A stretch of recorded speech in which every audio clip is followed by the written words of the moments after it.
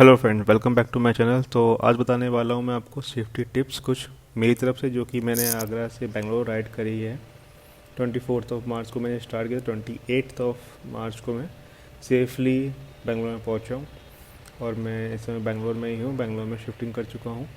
लेकिन जब video editing कर रहा हूँ तो मैं आपको बताना चाहता हूँ कि सेफ्टी टिप्स जिससे कि आपको फ़ायदे रहें और आपको मतलब कि कुछ समझ में आ सके और चीज़ें। सबसे पहली बात ये कर लेते हैं कि हेलमेट ट्राई ये करो, एक अच्छा हेलमेट लो। ठीक है, देखो ये नहीं कह सकता कि मैं कोई भी आपके गियर्स 100% श्योर आपको बचाएंगे ही, लेकिन अगर आप थोड़ा बहुत बचा के चल रहे हो, एक लेवल 2 के प्रोटेक्टर वाले अगर जैकेट ले रहे हो, और हेलमेट जो है कम से कम इतना उसकी शेल जो है वो इतनी हार्ड है कि कम से कम आपका जो फेस है, जो हेड है, वो बच सके कोई बड़ी इंजरी होने से। दूसरी बात यह है कि आपने देखा है यहाँ पर कि एक बकल होता है जो कि आपका, ओके, एक बेल्ट होती है चेन की, तो वो जब भी हेलमेट लगाओ, चला लगाते हुए चलाओ।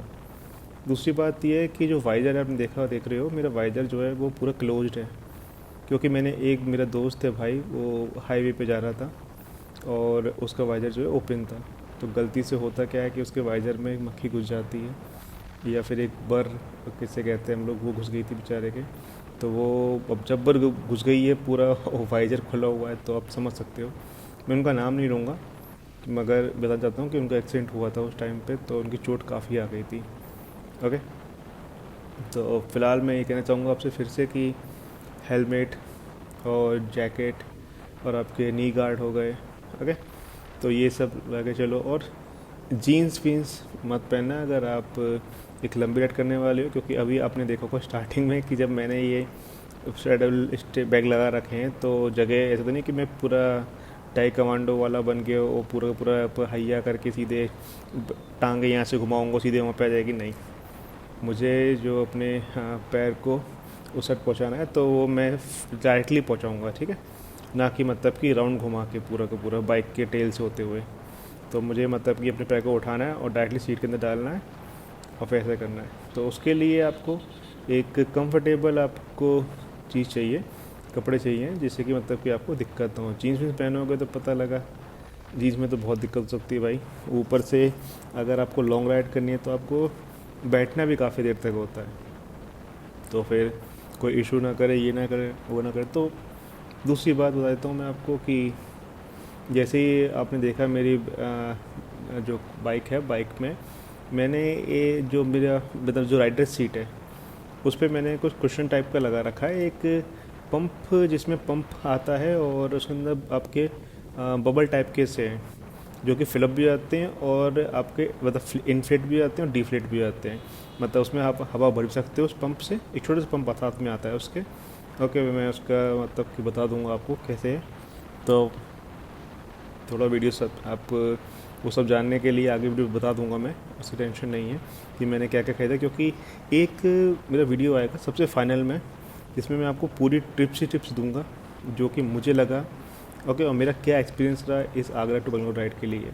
तो उसमें ये जितने भी मैंने आपकी चीज़ें यूज़ की हुई हैं, जितनी भी चीज़ें मैंने मतलब कि आप देख रहे हो कि राइट साइड में एक माउंट लगा हुआ है गोप्रो का, तो वो मुझे कहाँ से मिला और मुझे कैसा मेरा एक्सपीरियंस है उसके रिगार्डिंग। ओके, मैंने माउंट काफ़ी जगह लगाए हुए हैं, तो इसी कारण मतलब मैं बताना चाहता हूँ और मेरा एक्सपीरियंस इन R1M या फिर आपका डिटेक्शन आर के जो मिरर हैं, इंडिकेटर हैं, उनके संग कैसा रहा, क्या उन्होंने मुझे कोई दिक्कत की रास्ते में, या फिर मैंने क्या रखा था बैकअप के लिए। तो वो सब एक वीडियो आएगा बहुत ही जल्दी, जैसे ही ख़त्म हो जाएंगे जितने भी हैं रास्ते के पूरे वीडियोस, आप समझ सकते हो। देखो इस समय हम लोग जो है ना झांसी से स्टार्ट किए, और झांसी से आगे की तरफ हम लोग मतलब कि झांसी रोड की तरफ चल रहे हैं इस समय, और झांसी रोड में मतलब झांसी तक पहुंच जाएंगे इस वाले पूरे ट्रिप के अंदर ही। एक्चुअली मुझे चेक करना पड़ रहा है बार बार जूम करके कि मैं इस रास्ते पे कब था, इस रास्ते पे कब था। तो अब देख रहे हो कि गूगल मैप लगा हुआ है, तो जूम करके एडिटिंग टाइम पे मैं उसको देखता हूँ, जिससे कि मैं आपको बता सकूँ कि उस समय मैं एग्जैक्ट कहाँ पे था, क्योंकि एग्जैक्ट लोकेशन गोप्रो में आना थोड़ा टफ रहता है। जीपीएस आई थिंक उसका मैंने ऑन नहीं किया हुआ था कि जीपीएस वाला भी उसके अंदर डाटा आ सके, जो उसका मेटा डाटा से कहते हैं हम लोग कि जो वीडियोस के बारे में कि वीडियो कहाँ बनी थी, किस टाइम पे बनी थी, लोकेशन क्या थी।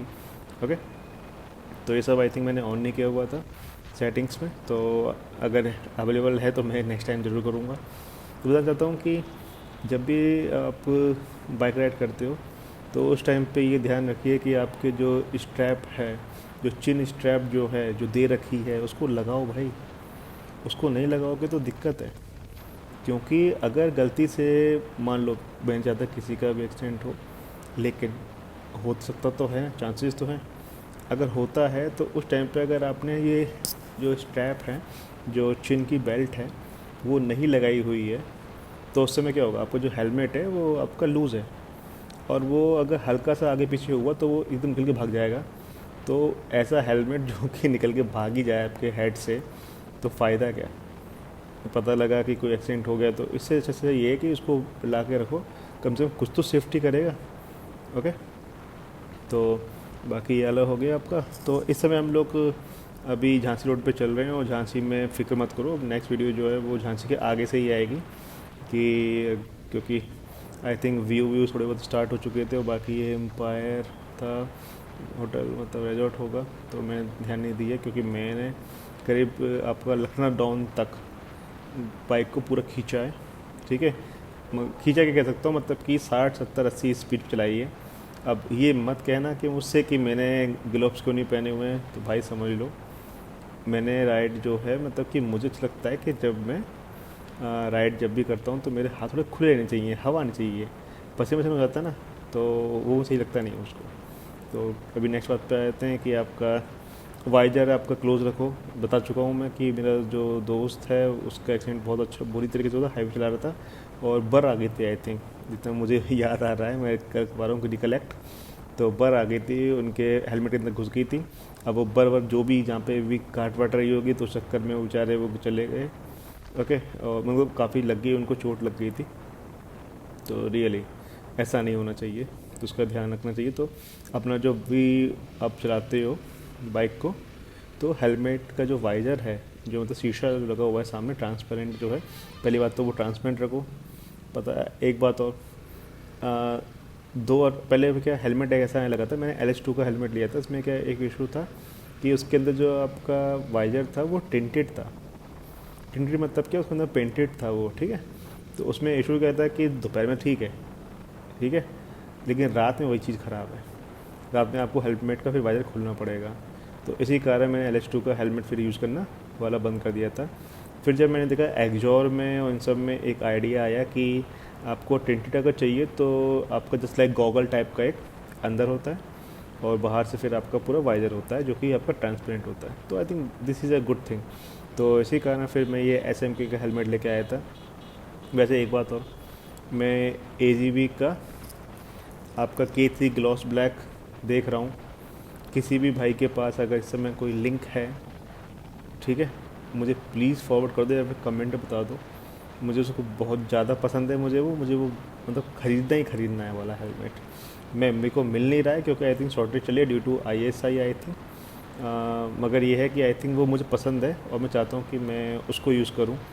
ओके, SMK का आपने ध्यान दिया होगा तो थोड़ा ग्लॉसी है, अगर इसी कारण सिर्फ मैंने इसको लेकर आया हूँ मैं। और इसी बातों में आई थिंक हम लोग झांसी रोड की तरफ पहुँच गए हैं, और बस अभी झांसी वाला पार्ट जो है पहुँच चुके हैं हम लोग, अब आगे नहीं आएगा। ओके, नेक्स्ट जो है आपका गो माउंट और ये सब कुछ, आप अपना ध्यान रखना है इन सब चीज़ों का। अगर आपको यूज़ करना है तो करो, but at the same time it should be tight, इससे कि आपके जो कैमरे में जो आपका रोड चल रही है तो उसके कारण आपके वाइब्रेशन कुछ ना हो। और क्योंकि आपको ये हल्के से पता होगा कि RR के अंदर वाइब्रेशन हल्के हल्के से तो हैं। तो फ़िलहाल ये व्यू दिखाई दे रहा है ऐसा, तो थोड़े बहुत वीडियो डालूंगा यार मैं, मना मत करना। बाकी take care, safe ride, happy journey, have a great day, bye bye.